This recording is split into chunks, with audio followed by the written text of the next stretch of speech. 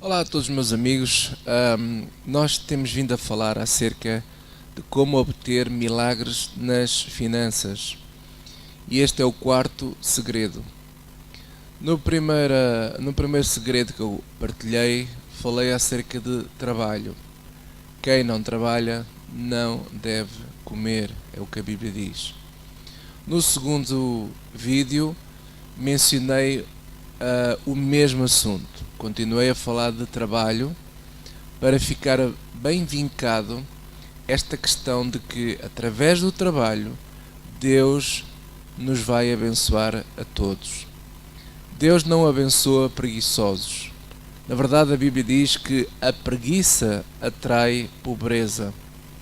E a vontade de Deus é que nós todos possamos ter uma vida boa, no sentido em que não lhe falte nada, que todas as suas necessidades possam ser supridas, de maneira que você possa ter sempre pão para dar de comer à sua família e ser uma bênção também para as outras pessoas.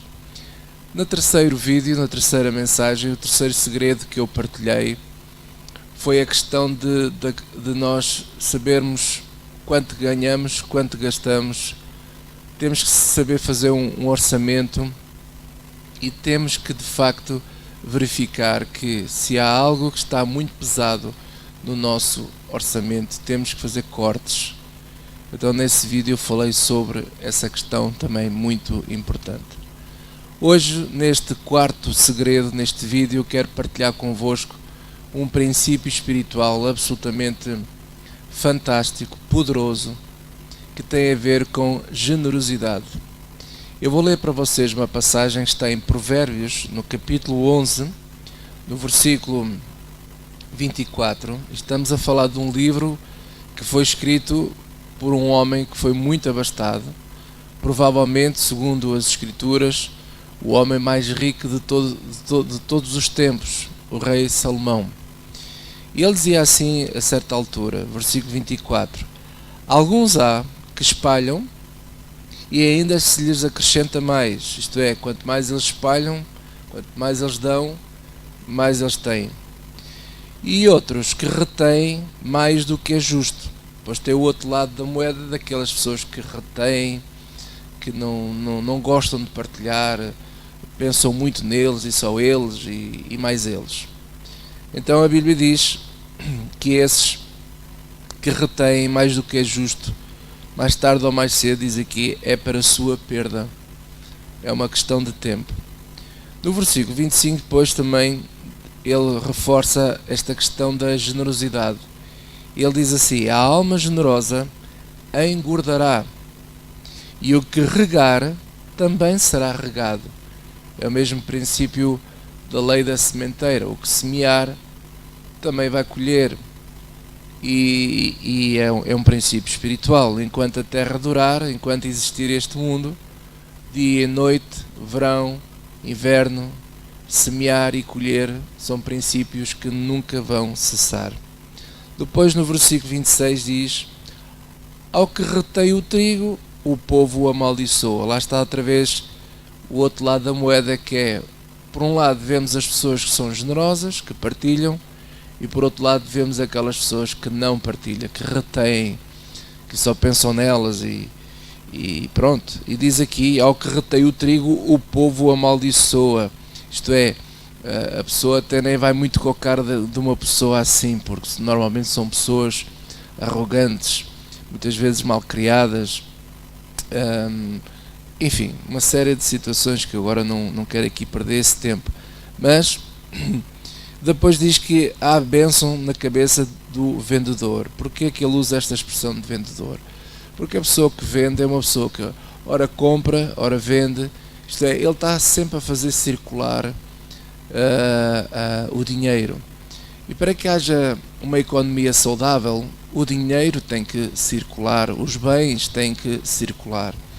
Então, esta questão da generosidade tem a ver com este princípio também de circular. Isto é, quando eu partilho, quando eu sou generoso no modo como eu lido com a vida, no modo como eu lido com o próximo, do modo como eu lido com o dinheiro, com tudo na vida, isso acarreta bênçãos sobre a minha vida.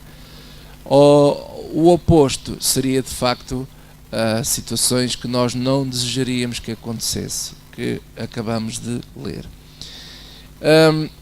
Agora, deixe-me falar aqui de uma coisa que é muito importante. Eu vou voltar a falar de um assunto que eu tenho vindo a falar em alguns vídeos que já estão no YouTube, acerca da questão do dízimo.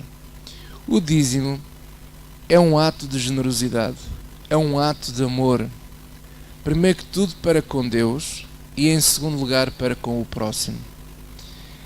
É assim que eu vejo este assunto. E porquê é que eu vejo isto?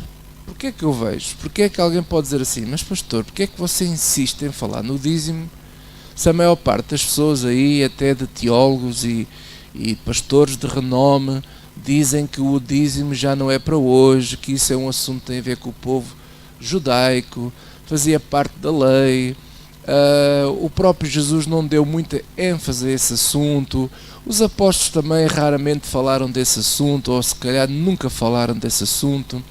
Mas porquê que você, José Fidalgo, insiste nessa questão do dízimo? Porque eu vejo, desde Gênesis a Apocalipse, neste livro fantástico que é a Bíblia, onde nós descobrimos o modo de pensar de Deus, e claro, Jesus é a expressão máxima desse pensar, e tudo o que ele falou, o modo como ele agiu, absolutamente incrível a maneira como Jesus expressa a vontade de Deus quando andou aqui nesta terra. E Jesus, todos nós sabemos esta passagem de Mateus 23, no versículo 23, quando Jesus fala acerca da questão do dízimo. E Jesus, ele não proibiu ninguém de dar o dízimo. Pelo contrário, ele apenas só mencionou que não faz sentido estar a exortar ou a ensinar as pessoas a darem o dízimo para que depois usarmos desse dinheiro de uma forma errada. Porque o dízimo serve para quê? Serve para praticar a misericórdia, serve para praticar o amor. O dízimo serve para praticar o bem. Sempre foi esse o princípio. Isso é que Jesus disse, que de que é que vale vocês dizimarem tudo e depois vocês não praticam o bem, o respeito, a fé e por aí fora. Não vale a pena, não vale a pena. Então, só faz sentido de facto quando nós colocamos em prática todo o conselho de Deus, todo o conselho de Deus. As pessoas hoje em dia e estes novos pregadores, esta nova geração que olha para o dízimo como algo que já não é para os dias de hoje,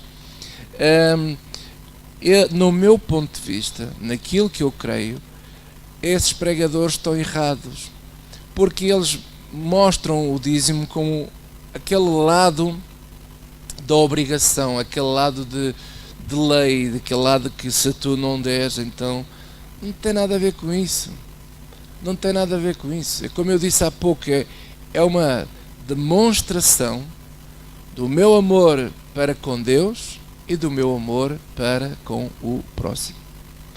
Agora, veja o seguinte.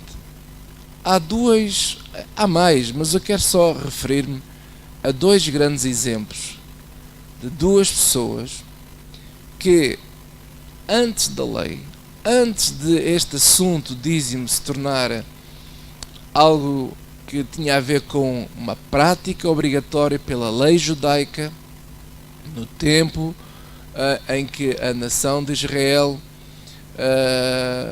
tinham a prática sacerdotal em que os sacerdotes teriam que viver com o apoio dos dízimos e toda aquela tribo levítica tinha que viver com esse apoio.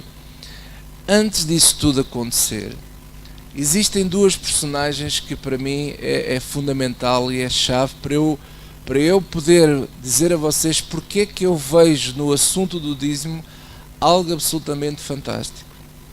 Uma delas é o Abraão. Abraão teve um encontro com Melquisedeque.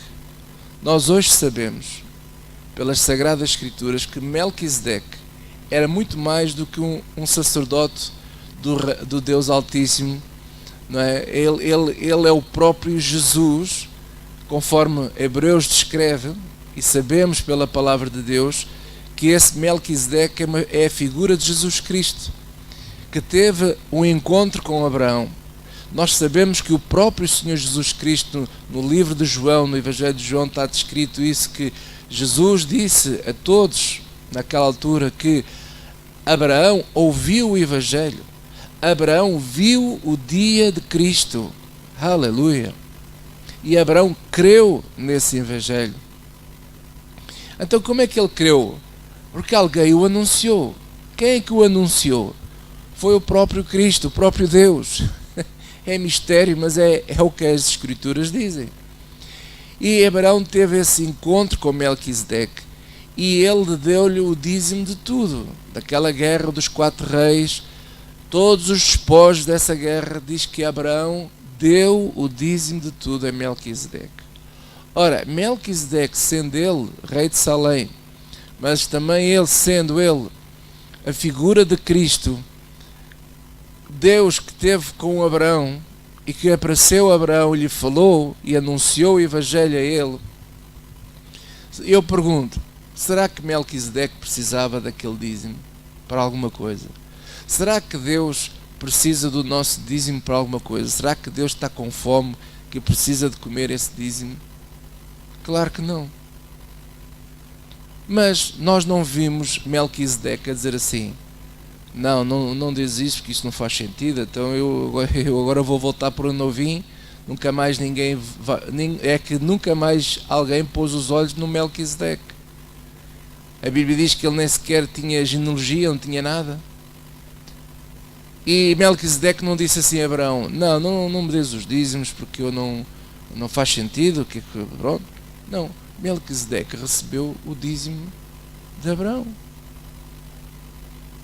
E esta? Outra personagem que também me impressiona é o Jacó. Jacó até no encontro que teve com Deus, ele disse, se tu me abençoares, eu certamente te darei o dízimo de tudo. Até parecia que Deus precisava mesmo do dízimo, senão Deus ia morrer à fome. Deus é o Criador de tudo.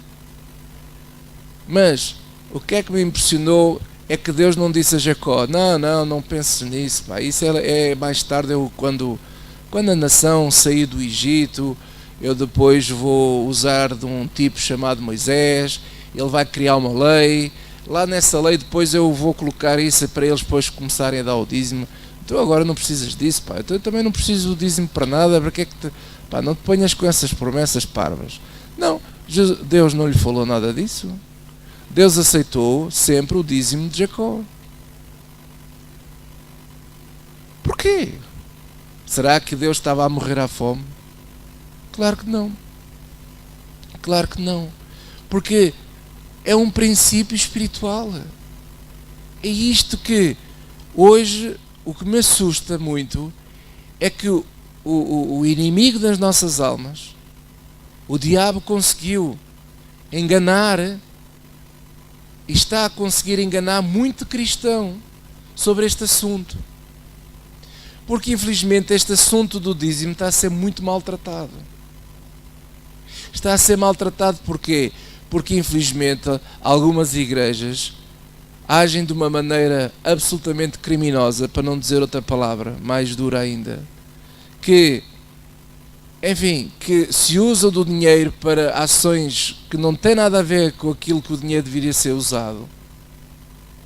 E escândalo atrás de escândalo que nós vemos um pouco por todo o mundo, e hoje as pessoas ficam com o pé atrás e não querem mais entregar o dízimo. E alguém pode dizer assim, então vamos entregar o dízimo aonde? A Deus. Então eu não vejo Deus, vou entregar a quem então? É isso que as pessoas ainda não entenderam. Que quando antigamente, antes da lei, antes de haver templo, antes de haver o povo de Israel, no caso de Abraão entregava os dízimos, entregou o dízimo a Melquisedeque. Nos outros casos, a maior parte das vezes, o que é que eles faziam? Sacrificavam, queimavam-no em ação de graças diante de Deus. Então aquilo subia, aquele fumo daquelas ofertas queimadas servia como uma simbologia de: olha, Senhor, isto te pertence, isto é teu, isto não é para eu comer. E é isso que o princípio da generosidade carrega, é que de tudo aquilo que nós temos, dos bens que nós temos, de tudo o que nós ganhamos, há sempre uma parte disso que não é para nós comermos. Aí é que está o princípio. O princípio é esse. É que infelizmente o ser humano ainda não entendeu que aquilo que Deus nos capacita para ganharmos, os bens que nós temos, as riquezas que nós conseguimos produzir, pela graça de Deus Ele nos dá essa saúde, essa inteligência e essa força. E alguns, ou se não muitos, ainda não entenderam que tudo o que vem a nós, há uma parte que nós não podemos comer. Deve ser entregue. Na altura, essas pessoas que criam em Deus, entregavam a Deus como não havia igrejas, não havia tabernáculos, não havia tribos de levitas, não havia nada. Então, olha, pronto, eles queimavam aquilo. Mas hoje não é assim.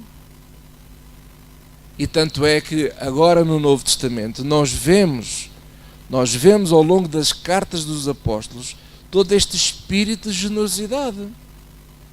Mas não fala dízimo. Amigo, não fala dízimo.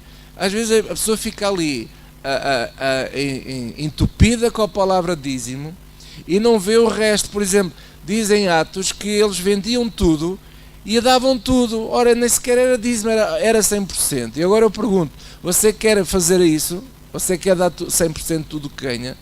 Claro que não pode. É impossível. Mas naquela altura eles faziam. E agora? Como é que você descalça esta bota? Às vezes ficamos a dizer, porque não é para os dias de hoje.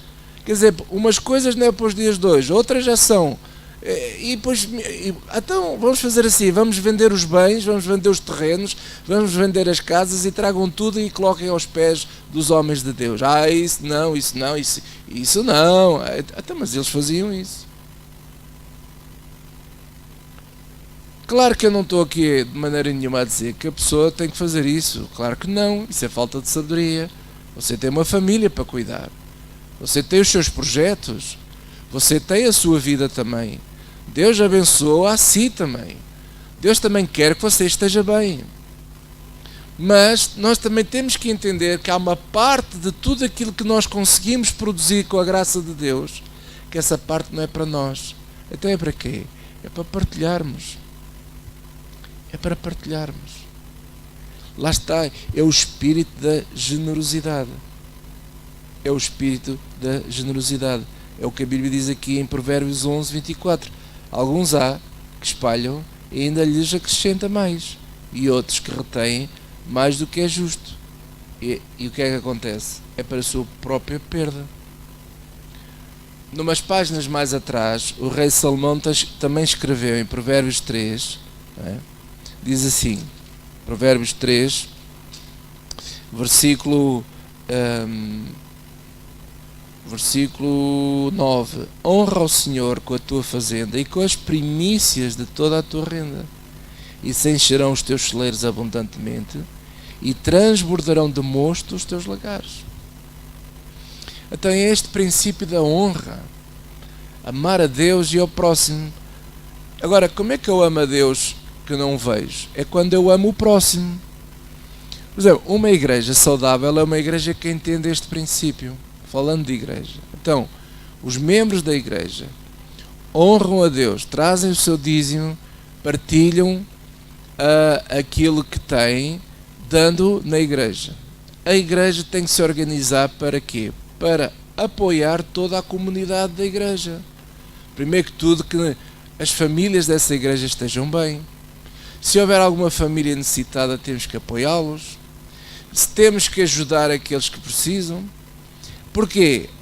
É isso que serve todos esses donativos, todos esses dízimos, todas essas ofertas que nós partilhamos com a comunidade onde nós estamos inseridos, para que depois todos juntos nós possamos nos ajudar uns aos outros. Esse aqui é o espírito. Não é para as pessoas ficarem, ou meia dúzia ficarem ricos, ou andarmos aí a gastar o dinheiro nos nossos luxos. Não é nada disso que Deus quer. O que Deus quer é que nós sejamos generosos. E a prática desta generosidade é um segredo para que também as nossas próprias finanças se multipliquem, porque Deus abençoa. Deus promete aqui: honra ao Senhor com a tua fazenda e com as primícias de toda a tua renda, e se encherão os teus celeiros abundantemente, transbordarão de mosto os teus lagares.